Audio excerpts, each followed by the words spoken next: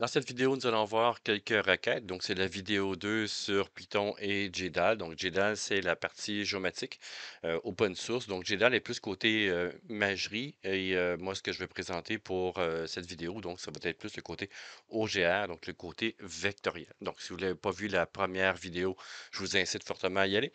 Et sinon, ben, restez et on va pouvoir voir quelques requêtes ou quelques éléments de manipulation avec JDAL et plus précisément avec OGR. Donc, si on regarde les notions qu'on va voir dans cette vidéo, donc c'est les itérations sur les entités. Donc, je vais ouvrir ici un élément de type shapefile dans lequel je vais faire une boucle, donc qui va aller lire les informations sur les entités disponibles. Je vais faire aussi des requêtes sur la géométrie, donc d'aller chercher des éléments de type géométrie. Donc, dans une couche géométrique, on a une partie qui est tabulaire et une partie qui est géométrie. Donc, je vais faire la partie géométrie. Je vais faire des filtres par attribut. Donc, je vais faire une sélection par attribut, donc des éléments tabulaires. Et je vais faire aussi des filtres spatiaux, donc faire un filtre selon une étendue spatiale. Les données que j'ai pour la démonstration proviennent du site de Données Québec. Donc, c'est des données que vous pouvez télécharger directement sur le web. Donc, vous pouvez faire quelques recherches. Ici, ce que j'ai, c'est la ville de Québec. Donc, autrement dit, les arrondissements de la ville de Québec que j'ai placés directement à l'intérieur de mon répertoire de base de PyCharm. Donc, autrement dit, c'est placé avec l'environnement de PyCharm. Ça va m'éviter de faire un chemin d'accès un peu trop long pour pouvoir y accéder. Donc, je l'ai mis à l'intérieur de ça, mais on pourrait y accéder de n'importe où sur le disque ou sur des disques externes. Donc, sans problème. Ce que j'ai ici, c'est ni plus ni moins que les arrondissements de Québec. Donc, vous pouvez voir en vert ici avec les noms. Vous pouvez accéder, ben, vous pouvez voir ce qu'il y en a ici là-dessus. Et ce que on peut faire aussi, c'est d'ouvrir la table attributaire pour aller voir les différents champs. Donc, c'est pas de la une grande, c'est pas de la très grosse donnée, je devrais dire, mais ça va être suffisant pour faire la démonstration. Donc, j'ai un champ ici ID, donc une colonne ID, une colonne nom, abréviation, superficie et périmètre. C'est ni plus ni moins qu'un shapefile, donc un fichier de forme si on le traduit en français directement. Donc, si on regarde dans PyCharm de la manière que j'ai fait, donc j'ai déjà ma base qui est faite. Donc, j'ai mon fichier Python ici de main.python, donc Python. Et j'ai mes fichiers ici shapefile. Donc, les fichiers shapefile sont composés de plusieurs fichiers, au minimum 4. Donc, SHP pour le côté géographique, donc la géométrie, le DBF côté table et on a le SHX qui fait le lien entre le SHP et le DBF et le PRJ pour pouvoir avoir la référence spatiale. Et ce que j'ai ici, donc, c'est déjà installé. Moi, la base est déjà faite, donc vous pouvez aller voir dans la vidéo numéro un si ça vous dit rien. Donc, je l'explique à l'intérieur de ça et je vais conserver cette base-là. Et donc, ce que je fais, c'est que j'import ici les éléments de OSGeo, donc les éléments de GDAL et OGR, mais c'est OGR que je vais plus utiliser.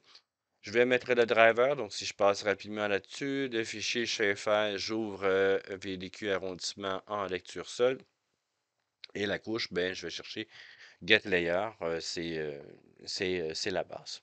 Donc, ce que je peux faire avec ça, donc pour la première chose que je vais vous montrer ici, c'est la notion de faire une itération, donc une boucle pour aller chercher tous les éléments, donc les boucler, toutes les entités qu'on va avoir à l'intérieur de cette couche-là.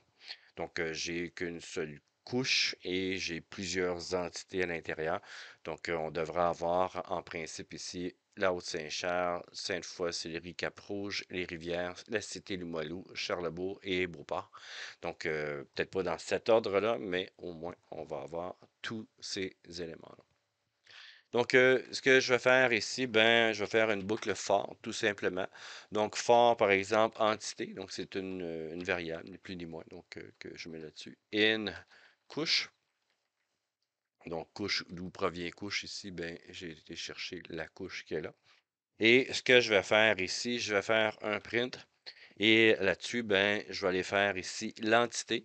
Peut-être pas getName, mais ça va être entité.getField. Donc, je vais aller chercher le champ. Donc, field, je vais l'écrire comme faux, évidemment.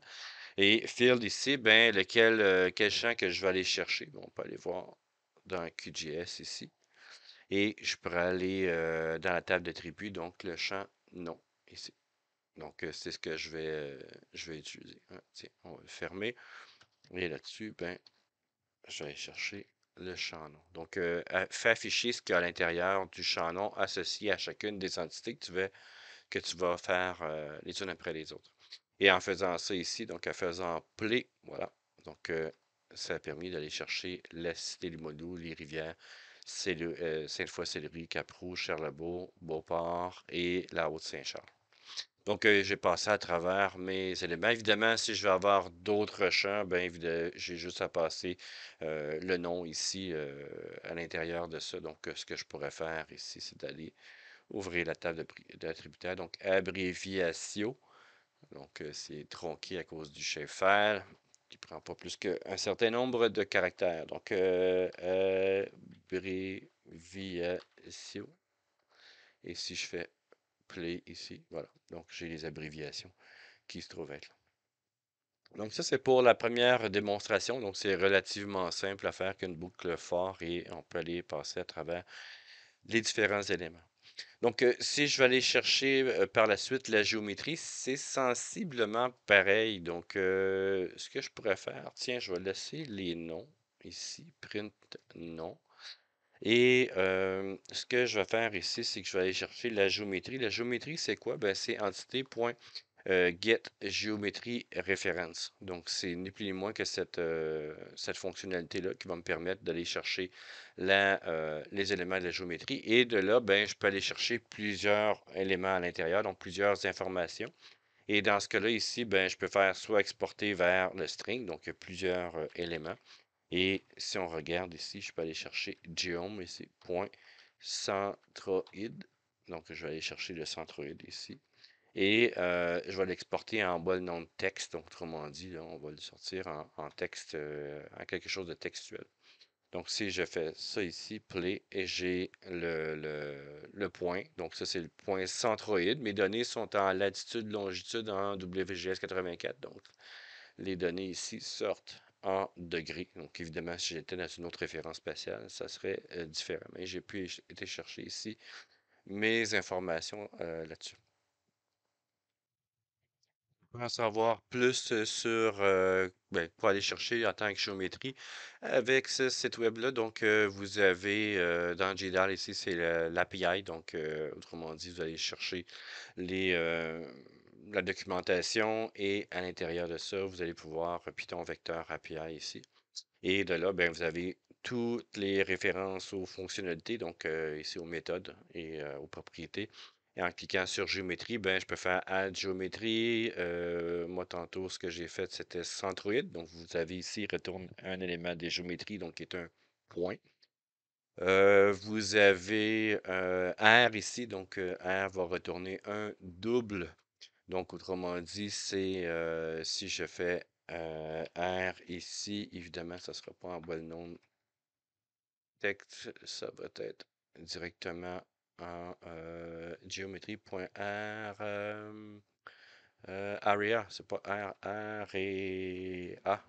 Voilà, je l'avais mis en français.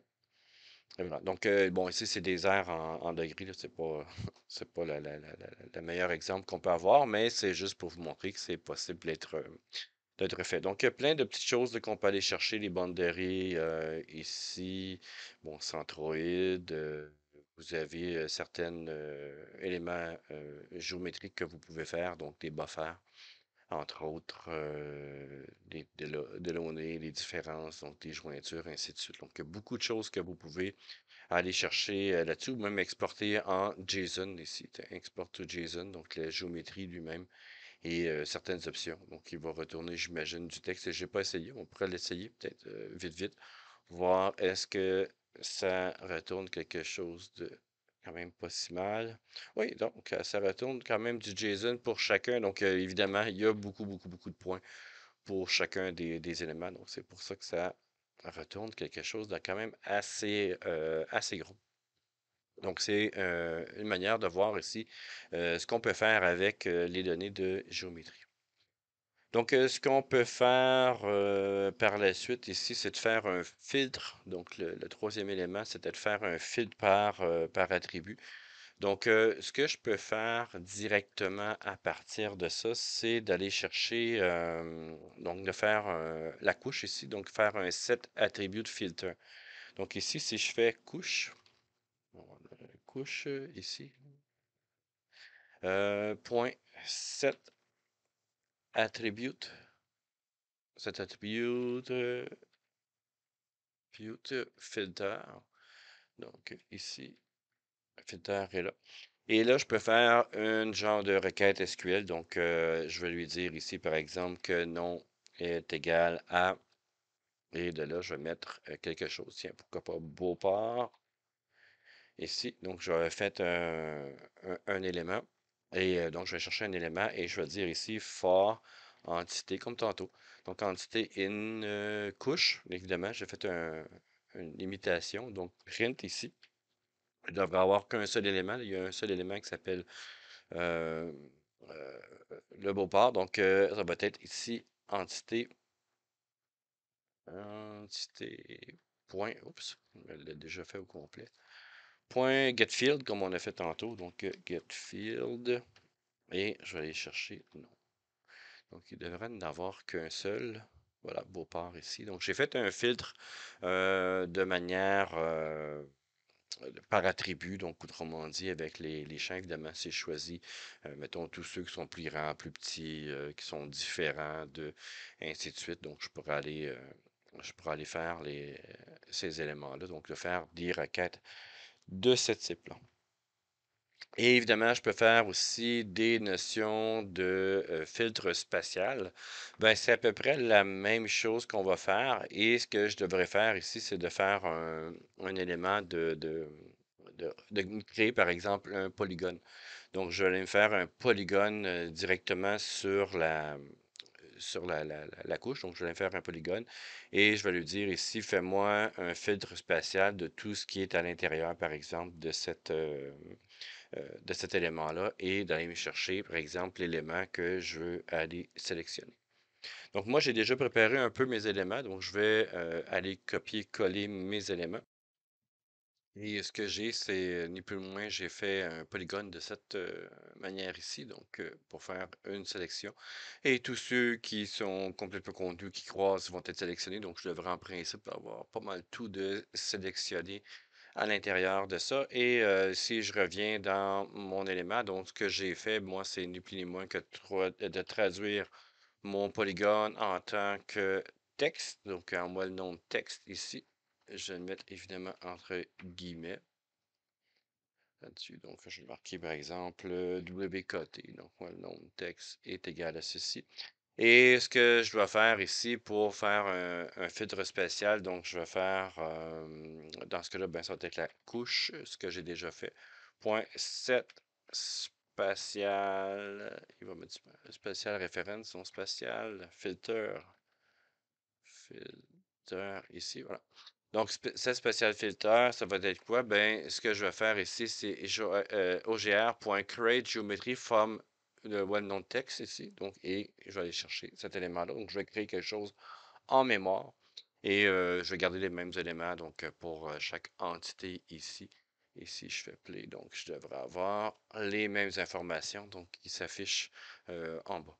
Donc, vous pouvez faire des éléments donc un peu plus petits là, ici pour faire des requêtes spatiales de ce côté-là. Donc, vous pouvez faire des éléments un peu différents, mais il faut l'avoir ici en élément, moi, non polygone. Autrement dit, c'est une série de points en coordonnées XY. Dans mon cas ici, c'est des latitudes, longitudes en WGS 84.